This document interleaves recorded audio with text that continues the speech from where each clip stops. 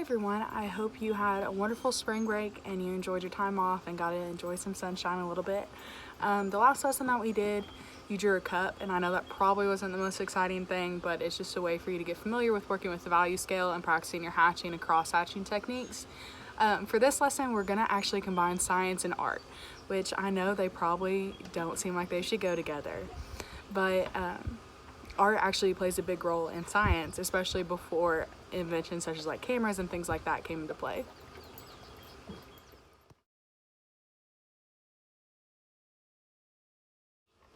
So Charles Darwin is a very well-known scientist.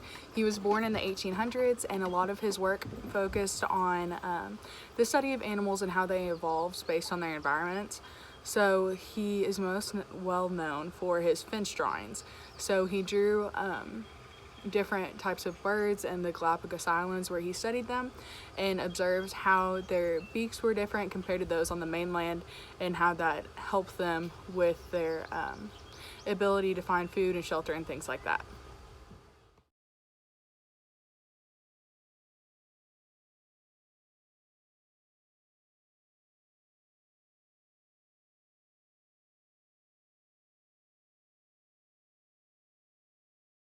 Okay, so you should have just seen a picture of Charles Darwin as well as his finch drawings. You can see how detailed they are and the line work that goes into them. And so we're going to be using some of those aspects in the drawings that we're creating. There was also a book that was published in 1844 filled with drawings and illustrations of different animals that were around at that time. And so scientists have used this book and have studied it to see how these animals went extinct and how their drawings and depictions of those animals differ from the ones that we have around today.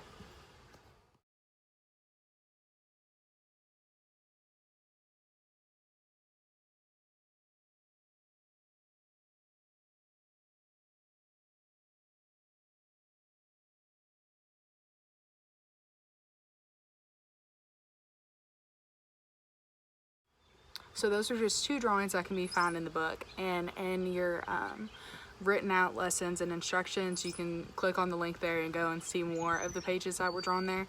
And it's unique to see the differences with some of the common animals. One of the examples that I showed you was a koala, and you can see the resemblance with today's koala, but it kind of looks a little bit different.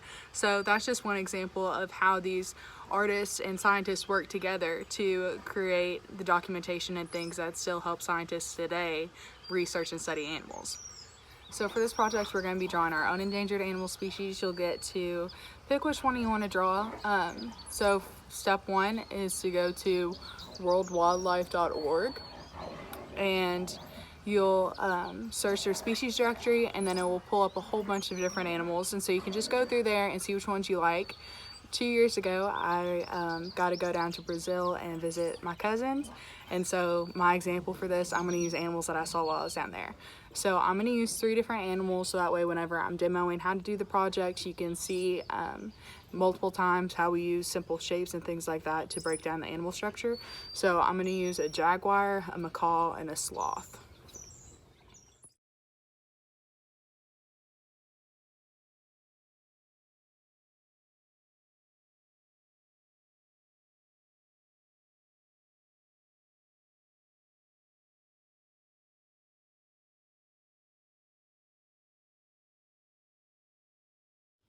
So once you've selected your animal, choose a picture like the ones that I just showed you.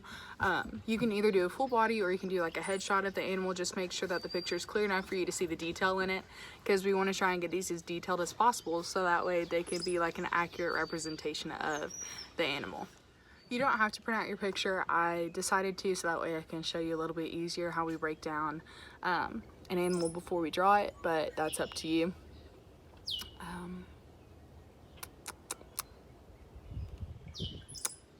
So you can do your drawing on just a simple sheet of printer paper, or if you don't have that, use notebook paper. I'm going to be doing my drawing on an 18 by 24 inch piece of paper, so it's going to take me a long time, and it's probably, I would like to work on it for about 20 hours. So I'm not going to record that entire thing. I will try and do a little bit of recording of it and speed it up so that way you can see the final process. But for this video, we'll just do a little bit of a demo to get you started to see how you can create the fur texture and things like that with our cross hatching and hatching. And then I'll post a different video showing the final results of my piece. But this should be enough information to get you started. So have fun, go ahead and research your animal, try and learn at least 3 new facts about your animal.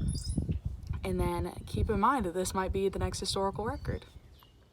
Okay, so like I said a minute ago, I chose 3 separate animals. So we'll start out with the macaw, and I'll show you how to break down the drawings by shapes.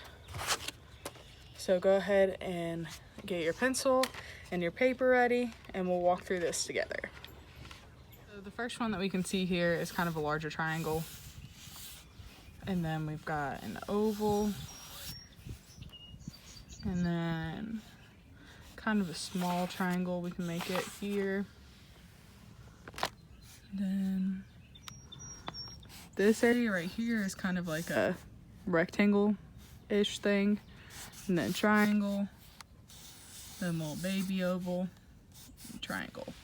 Okay, so if I wanted to put this, let's say I'll put my macaw down here. So I'll start out with an oval for the body, a little oval for the head, triangle-ish thing for a beak, and then this wing with the triangle, square, or rectangle, big triangle, small triangle. Also, my paper is kind of crinkly because I accidentally almost set my apartment on fire. I wasn't practicing good fire safety, so if you were in the kitchen or around the stovetop or anything like that, be sure that you are aware of what you're doing and be safe. Okay, back to drawing. So here we have a sloth. So we've got a circle for his head. We'll do a big oval for his body. And then a little oval here. Little circle here. Oval here for this arm. Oval here for this leg. Oval. Little baby oval for the tail. So pretty much our whole sloth is built out of circles and ovals. Then you can just do a line to represent the tree branches. So I want my sloth to be up here towards the top of the page. So I've got big oval for his body, circle for his head, oval here for his arm, little circle for his hand, oval here for a leg, oval here for an arm, oval here for another leg, tree branch, tree branch, tree branch. Okay, so this jaguar is what I want to be the focal point of my drawing. So I'm going to do an oval here for the head, or a circle for the head, little circle for the mouth, little oval or triangle for the ears. Then we can do like a half oval for the body. So I want my jaguar kind of bigger over here. So I'm going to do a bigger circle, circle, triangles for the ears, then like a bigger oval down here that kind of runs behind the macaw. So now that I have it roughly mapped out where I want my animals to go, I'm going to start outlining the actual jaguar. So I'm going to start refining the head shape. And remember, whenever you're doing this, keep your drawings super light so that way you can easily erase it, because once our drawings are done, we don't want to see the underdrawing of like the circle. So just start sketching your piece, follow along the guidelines here. So this is the line that I'm following right now.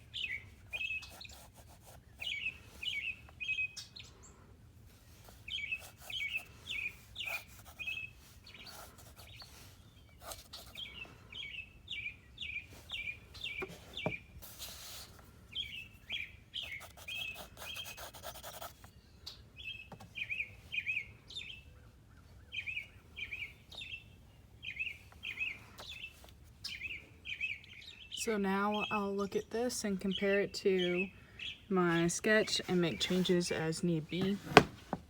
So I feel like here could go a bit thicker on mine, so I'll bring the ear out a little bit and make that a little wider. And I can go back and erase these if I need to.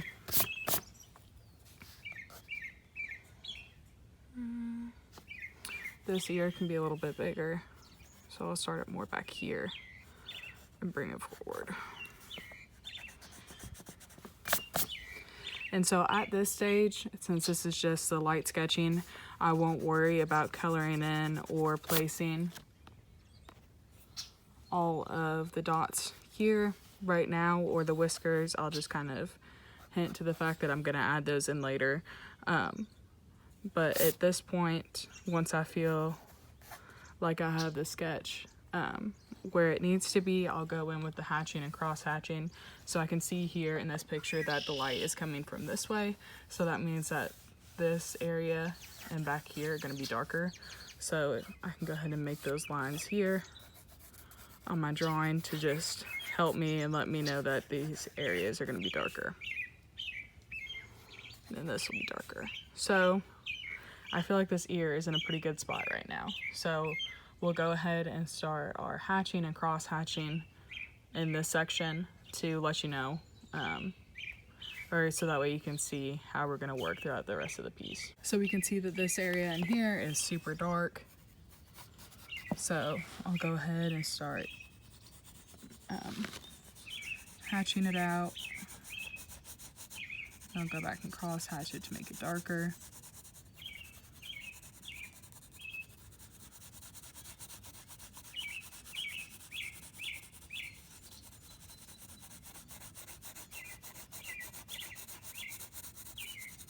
And then right now, I'm not going to worry about the individual hairs that will come out here. So like these little wispy hairs right here, I'm not gonna worry about drawing each individual one of those right now. I'm just gonna block in the color. So I'm gonna block in the dark areas.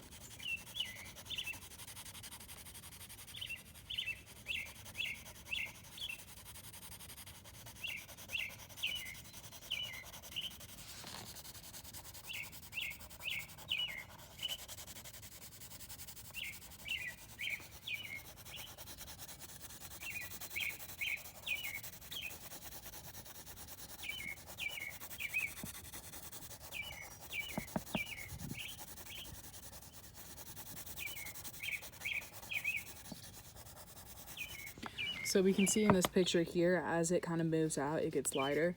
So I'm gonna make this area in my drawing super dark.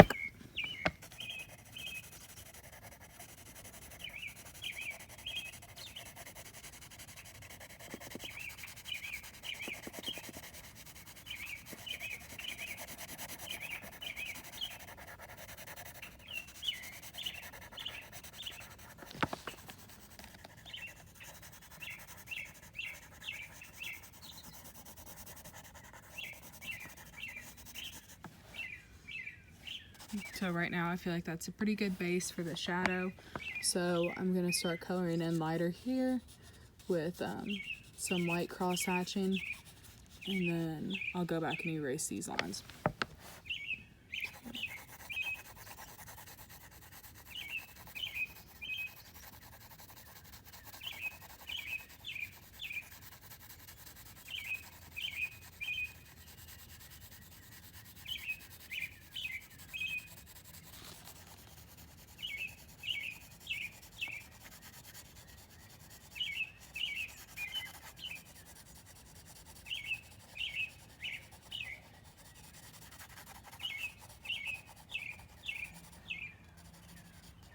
Okay, so I feel like this is a good base neutral gray, so I'll add in a little bit of darker areas for the color variation, and where the jaguar has a little bit of its spots. They don't need to be exact, just to give it a little more depth in the fur.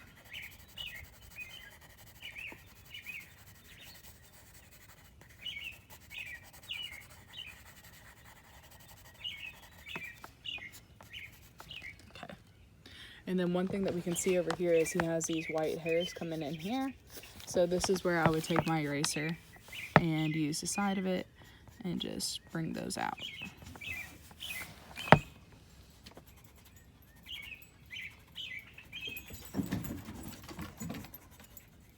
Blend that in, and then go back with my pencil and kind of sharpen these up a bit. Then highlight certain areas. Oops.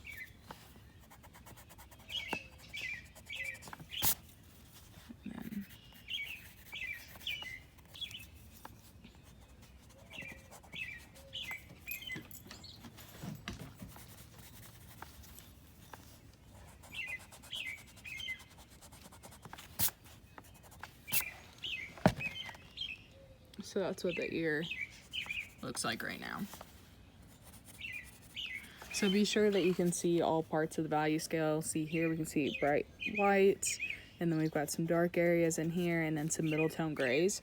So the more that you use your value scale and the more that you have your lights and your darks, will create more contrast, and then that's what will make your drawing look more realistic. Because if we look over here at this jaguar, we can see that he's got all of these super white areas right next to the dark areas, and he has a lot of black areas as well. So the high contrast in this animal is what makes his facial features stand out, as well as his pattern in his coat.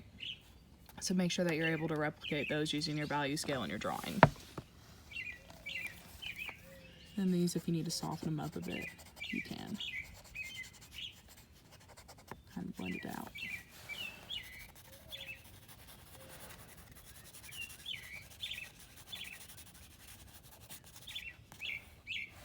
And so then I'll just keep using this process of hatching and cross hatching like we did with the cup to create the shadowing and fur throughout this piece, and then as well as with the macaw and the sloth.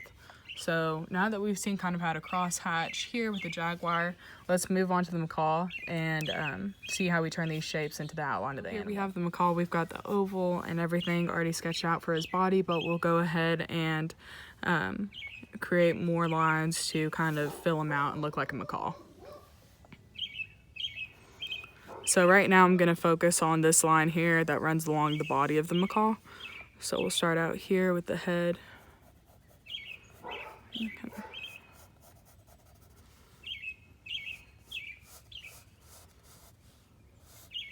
And this line just kind of follows out into the tail feather.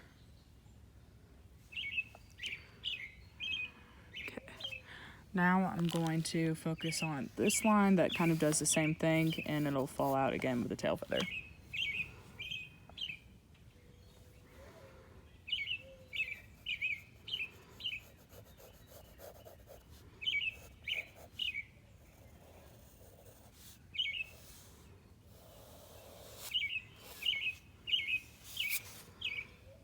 Okay, now for the face of the macaw. So we can see here that his biggest facial feature is obviously his beak. So that's what we want to make most prominent in our drawing.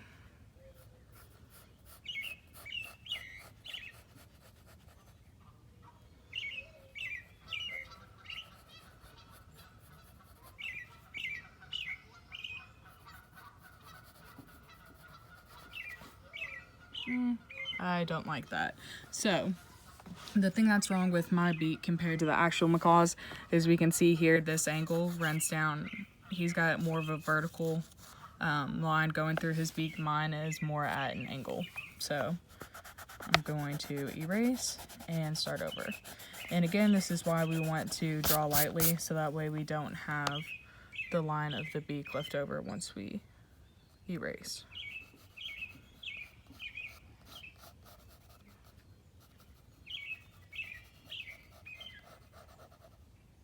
Oh, sorry.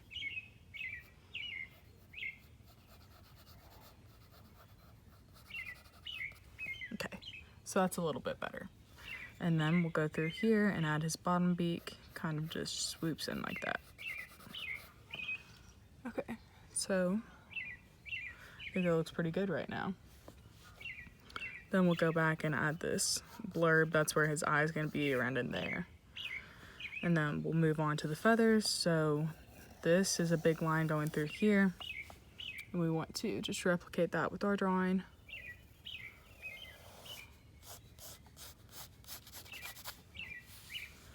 And then we can kind of fan these out. They don't have to be exact right now, because this is just our sketch. Going down. And then we'll do the same starting here for his tail feathers.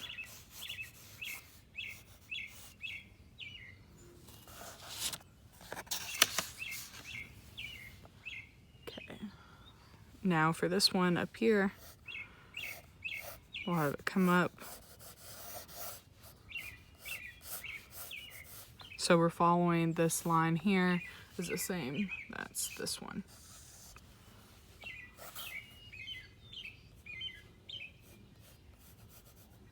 And then again, we don't have to have the feathers exact quite yet. So that's our simple outline of the macaw. So while you're researching your animal, try and figure out where your animal's from. I know that all of mine come from the Amazon rainforest. So I'm going to work in some of the blank areas and add some different leaves and things that would typically be seen in their environment. So if you want to, do the same with yours and create a little home and a habitat for your animal to live in. It takes practice to get your animal to look the way that you want it to, so if you have to draw it 3 or 4 times, that's fine. I'm gonna have to go back and work on my animals a little bit more to get them exactly the way that I want them to.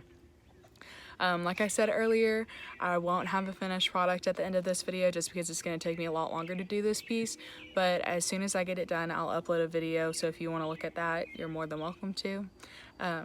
I hope you enjoyed this project and are having a safe and fun quarantine break. Bye!